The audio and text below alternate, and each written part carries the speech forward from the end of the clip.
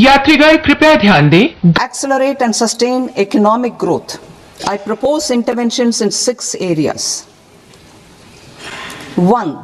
Scaling up manufacturing in 7 strategic and frontier sectors. 2. Rejuvenating legacy industrial sectors. 3. Creating champion MSMEs. 4. Delivering a powerful push for infrastructure. 5. Ensuring long-term security and stability. And 6. Developing city economic regions. Scaling up of manufacturing in 7 strategic and frontier sectors. Biopharma Shakti, meaning biopharma strategy for health advancement through knowledge, technology and innovation.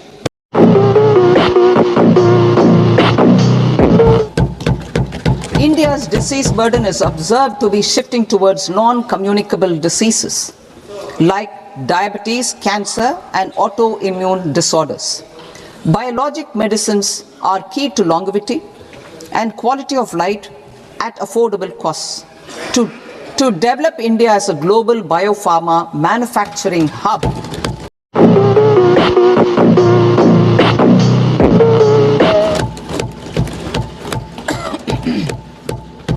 I propose the Biopharma Shakti with an outlay of 10,000 crores over the next 5 years.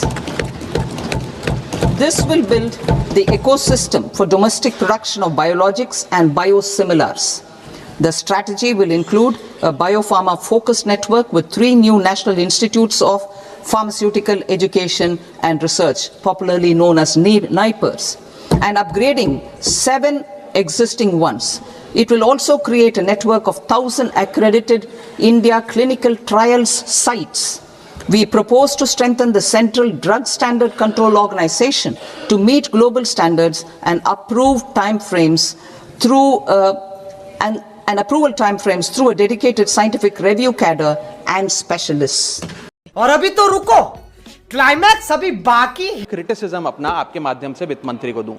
So the title of my speech is The Good, the Bad and the Way Forward. 4 good things that I found in this budget, 4 bad things that I found in this budget, and 4 innovative suggestions to the Honorable Finance Minister. So the first good thing that I found in the budget is that there was an increase in the STT for derivative trading. Usually सरकार की निंदा हुई इस विषय को लेकर, markets भी गिरी, लेकिन मेरा यह मानना है कि इस कदम से स्पेक्युलेटिव ट्रेडिंग यानी कि सट्टा ट्रेडिंग समाप्त होगी या कम होगी और रिटेल इन्वेस्टर, जो 90% रिटेल इन्वेस्टर एफएनओ सेक्टर में नुकसान भुगतता है, फ्यूचर्स एंड ऑप्शंस के चलते जुआ खेलता है, उसमें आपको रिटेल इन्वेस्टर की प्रोटेक्शन का एक माध्यम बन सकता है। लेकिन मैं इसी के साथ साथ वित्त मंत्री जी को याद दिलाना चाहूंगा कि एसटीटी का जेनेसिस क्या है, एसटीटी का जन्म कब हुआ। एसटीटी हमारे senior colleague mister P Chidambaram जब फाइनेंस मिनिस्टर थे तो उन्होंने इंट्रोड्यूस किया and it was introduce to replace long term capital gain tax on equities. जब long term capital gain on equity 0 था तब एसटीटी को लाया गया कि वे एक सिंपल अपफ्रंट लेवी होगी ट्रेड्स पर regardless of profit and loss.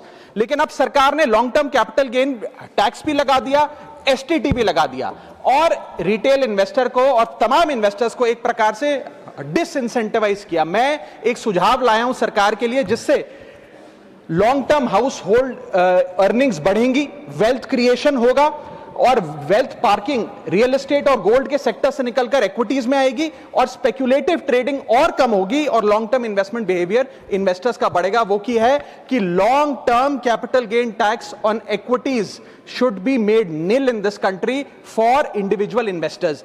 शाबाश बेटा, बहुत बढ़िया। दुनिया की कई ऐसे देश हैं जिसके अंदर long term capital gain tax equities पे खास तौर पे 0 है, जैसे कि Switzerland, Singapore, UAE, New Zealand, Hong Kong, Qatar, Malaysia. मैं चाहूंगा कि जब एसटीटी बढ़ाया जा रहा है तो इसी बजट में ही long term capital gain tax को 0 किया जाए। सर, मेरा दूसरा जो मैं सरकार के बजट को एक्नॉलेज करना चाहूंगा वो ये है कि कैपेक्स के जो एक्सपेंडिचर एलोकेशन होता है उसमें एक बढ़ोतरी देखी गई। जहां वित्तीय वर्ष 18-19 में मात्र 3 लाख करोड़ कैपेक्स था, भरा वो इस वित्तीय वर्ष में 12 लाख करोड़ तक पहुंचा है, which is 4.4% of the GDP, which is a good step. It will have a multiplier effect and it will prioritise asset creation. लेकिन इसके साथ साथ सरकार को 5 साल में क्या कैपेक्स, वो कौन कौन से क्षेत्रों में खर्चा करने जा रही है, उसका एक ब्यौरा देना चाहिए ताकि प्राइवेट सेक्टर भी इस कैपेक्स के खर्चे को मैच कर सके.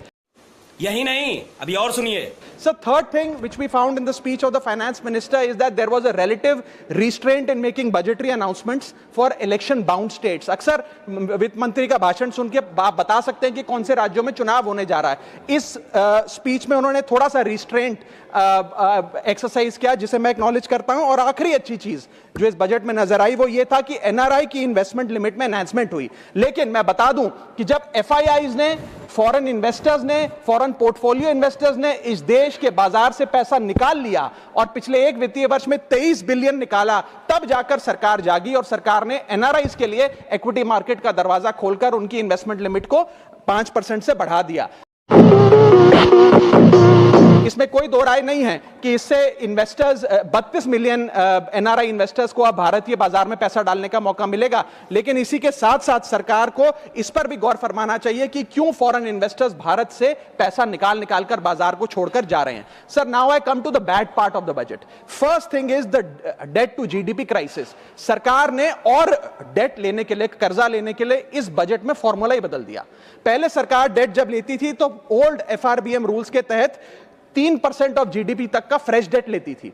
इस बजट में सरकार ने उस फॉर्मूले को बदलकर कहा कि टोटल सरकार का डेट जीडीपी का 50% होगा और उस सीमा में हम डेट लेंगे. यानी कि they want to play on the denominator effect. For example, एक साल बजट अगर हमारा जीडीपी 12% से ग्रो करता है तो उस साल सरकार खूब सारा डेट लेके सरकार पे कर्जा लाद सकती है, जो कि फिस्कल डेफिसिट 4.5, 6.5, 5% तक भी पहुंच सकता है. सर, अरे बाप रे, ये तो धोती खोल रहा है. सर, इसी के साथ साथ मैं बताना चाहूंगा कि आज सरकार कहती है कि हमारा डेट टू जीडीपी रेशियो 56% है, लेकिन ये गलत है, क्योंकि बहुत सारे ऑफ बैलेंस शीट आइटम्स हैं जिसे सरकार डेट में दिखाती ही नहीं है.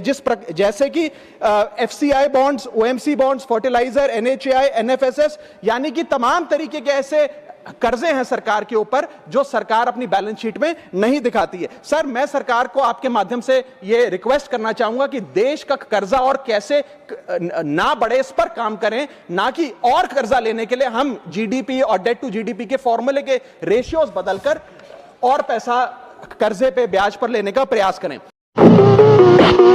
सर, दूसरी दिक्कत जो इस बजट में नजर आई वो ये थी कि इनकम टैक्स स्लैब में चेंज नहीं हुआ. सर, हर साल देश का आम आदमी जब वित्त मंत्री जी की बजट की स्पीच सुनता है तो वो इसलिए नहीं सुनता कि पीएलआई की क्या इन्वेस्टमेंट होगी, कौन सा कॉरिडोर बन रहा है. देश का आम आदमी, सैलरीड क्लास, इसलिए बजट की स्पीच सुनता है कि उसके अंदर स्लैब में कोई रिवीजन होगा, क्या हमारी स्टैंडर्ड डिडक्शन की जो हमें डिडक्शन मिलती है वो बढ़ेगी. लेकिन इस बार बजट में देश का आम आदमी और खास तौर पर देश का मिडिल क्लास डिसअपॉइंट हुआ. पहले ही there has been a stagnation in the salaries. Inflation 6.8% पे खड़ा है, लेकिन उसके बावजूद हमने इस बार कोई स्लैब में या स्टैंडर्ड डिडक्शन में चेंज नहीं देखा. मैं आपके माध्यम से वित्त मंत्री जी को रिक्वेस्ट करना चाहूंगा कि आप इसी बजट में अनाउंसमेंट करें कि स्टैंडर्ड डिडक्शन जो 75,000 रुपए है उसे बढ़ाकर सैलरीड क्लास के लिए 1.5 लाख रुपए किया जाए. Sir, third problem that was there with the budget is that there was no relief for the middle class. Sir, after a very long time in India's history the personal income tax collection was more than the corporate income tax collection. यानी कि individuals ने जो income tax भरा वो लगभग 11 लाख करोड़ के आसपास भरा और कंपनियों ने, कॉर्पोरेट ने जो इनकम टैक्स भरा वो लगभग 9.8 लाख करोड़. यानी कि मैक्सिमम टैक्स आपको इंडिविजुअल्स के इनकम टैक्स से मिल रहा है, आप मिडिल क्लास वो टैक्स भर रहा है. आज वो दौर आ गया है कि हम मिडिल क्लास को अपलिफ्ट करें, मिडिल क्लास को पैम्पर करें, नहीं तो मिडिल क्लास एक सैंडविच की तरह रिच क्लास और पुअर क्लास में दबता चला जा रहा है. हेल्थ केयर 9% से महंगा हुआ, रेंट 7% से, फूड 6% से, ट्रांसपोर्ट 5% से. मेरा रिक्वेस्ट यह है माननीय फाइनेंस मिनिस्टर से कि वो इनकम टैक्स में रियायत देकर या तो मिडिल क्लास को कोई रिलीफ दें, और अगर इनकम टैक्स में रियायत नहीं दे सकती हैं तो उसकी सेविंग्स और इन्वेस्टमेंट्स पे उसको बेनिफिट दें, उसे इंसेंटिव्स दें कि वो ज्यादा बचत करे, ज्यादा वेल्थ क्रिएशन कर पाए। Sir, fourth problem in this budget that I found was the budgetary allocation to health, which is low and which certainly needs a relook. Sir, आज हमने अपने टोटल गवर्नमेंट एक्सपेंडिचर का 2% हेल्थ को allocate किया है, लगभग 1 लाख करोड़ के आसपास। नेशनल हेल्थ पॉलिसी 2017 बताती है सर, और सरकार का ये अपना ऑब्जेक्टिव रहा है, गोल रहा है, that spending on public health should be 2.5% of GDP. आज हम 2026 में खड़े हैं, हमारी पब्लिक हेल्थ पे स्पेंडिंग मात्र 0.5% ऑफ जीडीपी। हम अपने लक्ष्य से कोसों मील दूर हैं। जहां यूएस में 18% ऑफ जीडीपी हेल्थ केयर पे खर्च होता है, यूके में 12%, जर्मनी में 13%, स्वीडन में, नेदरलैंड में, डेनमार्क में, जापान में, स्पेन में 10% ऑफ जीडीपी खर्च होता है, क्योंकि वो देश जानते हैं कि जान है तो जहान है। लेकिन हमारे देश में मात्र 0.5% ऑफ जीडीपी हम अपने हेल्थ पे खर्च करते हैं, और इसके चलते आलम यह है कि सरकारी अस्पताल में अगर आप चले जाइए, which is called the backbone of India's healthcare, वहां पर आपको पुरानी जर्जर बिल्डिंग मिलेंगी, मैसिवली अंडरस्टाफ्ड हॉस्पिटल मिलेगा, ओवरवर्क डॉक्टर मिलेंगे, पॉपुलेशन के हिसाब से बेड नहीं मिलेगा, जांच के लिए मशीनें नहीं हैं, दवाइयों की कमी है, और अगर इलाज की, ऑपरेशन की डेट मिल भी जाए तो वो डेट इतनी दूर होती है, तब तक मरीज चल बसता है। क्यों हिला डाला ना।